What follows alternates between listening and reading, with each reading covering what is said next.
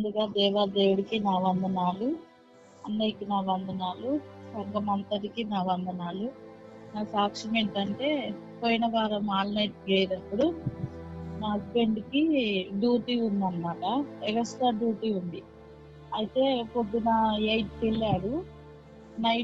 Night వచ్చేసరికి 1, 2 అయిపోయింది. అయితే ఆ రోజు ఆల్ నైట్ లో పాల్గొన్నాను. అసలు ఎప్పుడు 12:30కి ఫోన్ చేసేటోడు, నాకు ఫోన్ చేసి వస్తున్నా అని చెప్పేటోడు.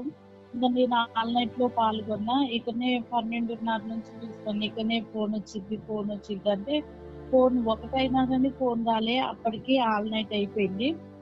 చక్కగా పాల్గొన్నాం. దేవుడు చక్కగా నాతో మాట్లాడుతూ వచ్చిండు. నేను నిన్ను తృప్తిపరుస్తానని దేవుడు వాక్యం ద్వారా మాట్లాడిండు. మంచిగా అనిపించింది. ఇక తర్వాత ఈయన 12:30కే వచ్చే అతను ఒకటైనా రావట్లేదు. నాకు ఇక ఆన్లైన్ ప్రేయర్ అయిపోయింది. ఇక భయంగా అనిపిస్తా ఉంది. ఏంటేంటో భయంగా అనిపిస్తుంది.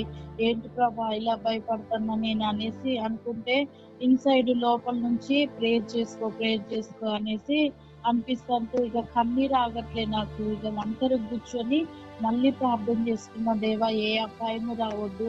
ఎందుకంటే మణుగూరు నుంచి మా హస్బెండ్ చేసే డ్యూటీకి కనీసం 12 కిలోమీటర్స్ ఉంటాయి అన్నమాట. లారీలు అధికంగా దోలుతారు. అక్కడ చాలా యాక్సిడెంట్ అయినాయి. ఇక నాకు అవన్నీ గుర్తొచ్చి నాకు చాలా భయం వేస్తుంది. భయపడతాంటే దేవుడు ప్రార్థన చేసుకున్నప్పుడు నేను మోకరించి ఒక్కదాన్నే ఉండి ఆల్ నైట్ అయిపోయింది.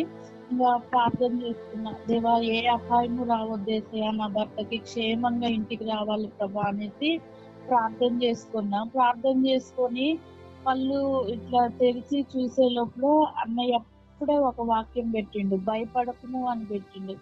ఓన్లీ ఉత్తి భయపడకనే ఆ పోస్ట్ పెట్టిండు. నిజంగా అది చూడంలోనే దేవుడు నాతో చక్కగా మాట్లాడిండు. నిజంగా అప్పుడే నేను ప్రార్థన చేసుకొని ఎమ్మట్లోనే కళ్ళు తెరిచి మెసేజ్ చూడంలోనే, ప్రార్థనలో ఉన్నప్పుడే టింగ్ అని మెసేజ్ వచ్చింది.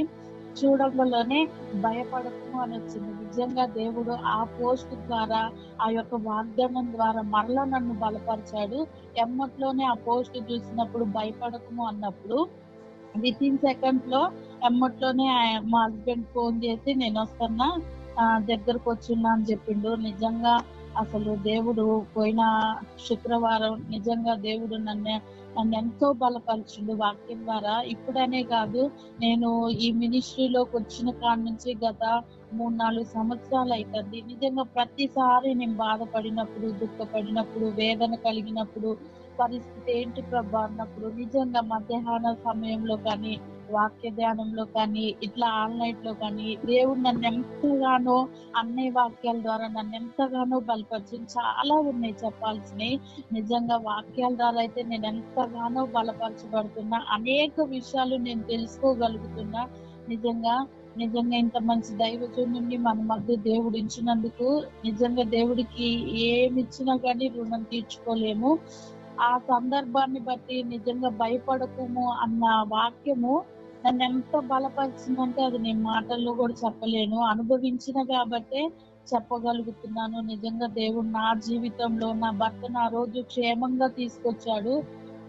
అందుని బట్టి దేవుడికి వందనాలు. ప్రతిరోజు నాతో వాక్యం ద్వారా మాట్లాడుతున్న దేవుడికి కూడా వందనాలు. నిజంగా అన్నయ్యని మన మధ్య ఉంచొని మనల్ని అందరినీ కూడా ఒక తాటి మీద నడిపిస్తున్నాడు. నిజంగా క్రమంగా నడిపిస్తున్నాడు. నిజంగా అన్నయ్యకి కూడా నా నిండు కృతజ్ఞతలు తెలియజేస్తూ ఇటు చిన్ని సాక్ష్యం దేవుడు దీవించును గాక. ఆమేన్. చాలా అద్భుతమైన సాక్ష్యం. నిజంగా ఆ రోజు నాకు దేవుని ఆత్మ ద్వారా ప్రేరేపించబడి, నేను ఎప్పుడు అలా పెట్టను, కానీ పుట్టి భయపడకు అనే ఒక పదాన్ని పెట్టాను. నన్ను ప్రేరేపించగానే ఆ పదాన్ని తీసి వెంటనే నేను పంపించాను.